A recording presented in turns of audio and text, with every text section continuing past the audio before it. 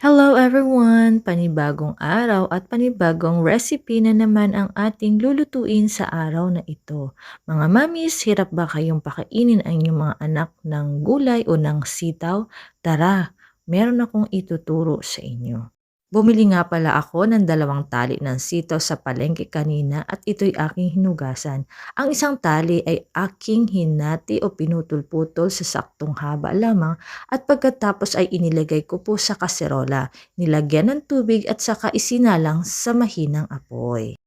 Maya't maya ko nga po itong tinitingnan at nung nakita ko pong kumulo na at sakto lang po yung luto, wag natin siya masyadong palambutin, ito po ay akin ng hinango. Tinanggal ko na po sa kaserolang pinagpakuluan.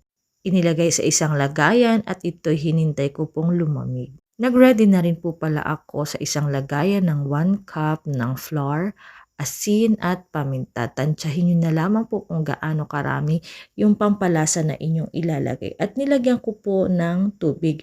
Unti-unti po natin itong buhusan hanggang sa makuha po natin yung tamang texture. At nilagyan ko po ito ng food coloring. Ang pinili ko po ay kulay yellow. Kumuha din po pala ako ng 2 itlog at inilagay sa isang lagayan at ito po ay aking ibinati. Kasama yan at meron tayong paggagamitan mamaya. Nagready na rin po pala ako sa isang lagayan ng cornstarch. So ayan na nga po lahat yung ating gagamitin, itlog, cornstarch at yung flour na ating minix kanina nilagyan natin ng food coloring. Kung mapapansin niyo po sa unang lagayan ay mukha po siyang isaw.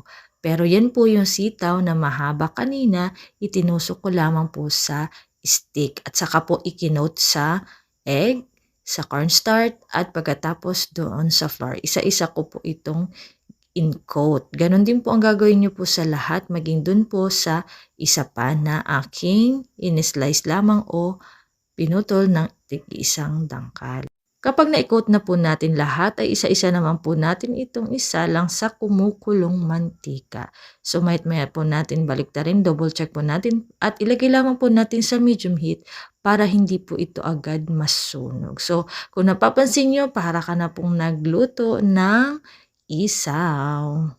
Mga mamis, hindi po ito mahalata ng mga bata na ito pala ay sitaw. Gawan po natin ng paraan para sila po ay mapakain natin ng masusustansyang gulay. After natin maluto, yung nakatusok sa stick ay yun namang tig-isang dangkal ang haba. Isa-isa po natin itong ilagay at maya't maya rin po natin itong haluin. At pag nakita natin nag golden brown na, ay pwede na po natin alisin yan. Charan! Ayan na po lahat yung aking naluto. Sa isang plato ay parang meron ka ng prinitong isaw at sa kabila naman ay parang meron ka na rin pong french fries. Hindi akalain ng mga bata na ito po ay mga sitaw lamang. So, syempre para makain natin ito at mas masarap, kailangan nating partneran ng suka na may sili at pipino at syempre hindi mawawala ang napakasarap na manong sauce. Kaya naman, tikiman time! In fairness, masarap siya mga mami, kaya naman subukan nyo na rin po ito, tsak na mag-e-enjoy ka kasama ang mga bata.